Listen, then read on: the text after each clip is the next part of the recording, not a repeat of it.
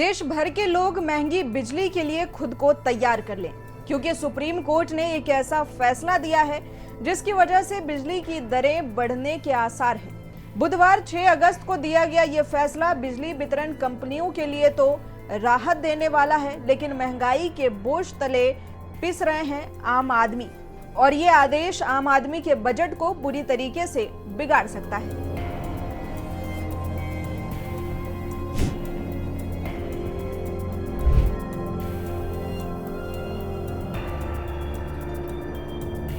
नमस्कार, आप देख रहे हैं यंग भारत न्यूज और मैं हूं आपके साथ ज्योति यादव।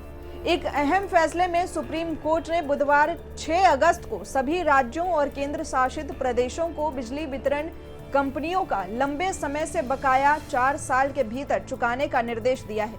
रेगुलेटरी असेट्स की शक्ल में बकाया दशकों से जमा हो रहे हैं। फिलहाल देश भर की सरकारों पर 1.5 लाख करोड़ रुपए से अधिक बकाया हो चुका है। जस्टिस पीएस नरसिम्हा और जस्टिस अतुल एस चंदूरकर की बेंच ने एक व्यापक आदेश पारित करते हुए स्टेट इलेक्ट्रिसिटी रेगुलेटरी कमीशन को इन राशियों की वसूली के लिए एक रोड मैप तैयार करने को कहा। कोर्ट ने अपीलेट ट्रिब्यूनल फॉर इलेक्ट्रिसिटी को इन सारी कवायद की निगरानी पर जिम्मा दिया। कोर्ट ने SERC और APTEL को बकाया रकम के लिए कड़ी फटकार लगाई। बेंच ने कहा कि लंबे समय से लंबित रेगुलेटरी असेट में बेतहाशा वृद्धि आखिर में उपभोक्ता पर ही बोझ डालती है। कोर्ट ने यह भी कहा कि जिस तरह से कमीशन काम कर रहे हैं वो चिंताजनक है।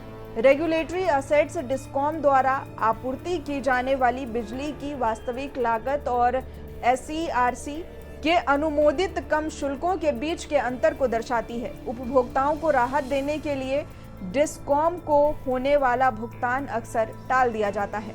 इससे बकाया राशि बढ़ जाती है।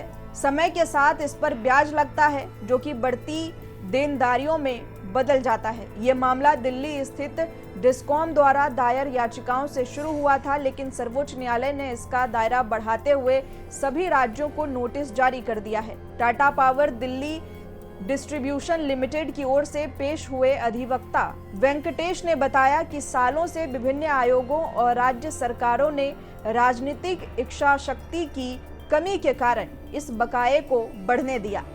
शीर्ष अदालत ने फैसले में कहा कि संसद में रेगुलेटरी कमीशंस और APTEL को विद्युत अधिनियम के तहत टैरिफ और भुगतान के मामले में पर्याप्त अधिकार दिए गए हैं, लेकिन इन शक्तियों का प्रभावी ढंग से उपयोग नहीं किया जा रहा है। टॉप कोर्ट ने माना कि इससे टैरिफ में वृद्धि होगी। उसने आगाह किया कि टैरिफ में बढ़ोतरी मुनासिब होनी चाहिए। सर्वोच्च न्यायालय ने SERC से यह भी कहा कि अगर गुंजाइश है तो उपभोक्ताओं पर बोझ कम करने के लिए योजना बनाई जाए। उपभोक्ताओं के हितों को सबसे ऊपर रखकर काम हो। कोर्ट के इस आदेश को लेकर आप क्या सोचते हैं, कमेंट में जरूर बताइए, और इसी तरह की तमाम खबरों के लिए जुड़े रहें हमारे साथ, देखते रहें यंग भारत न्यूज।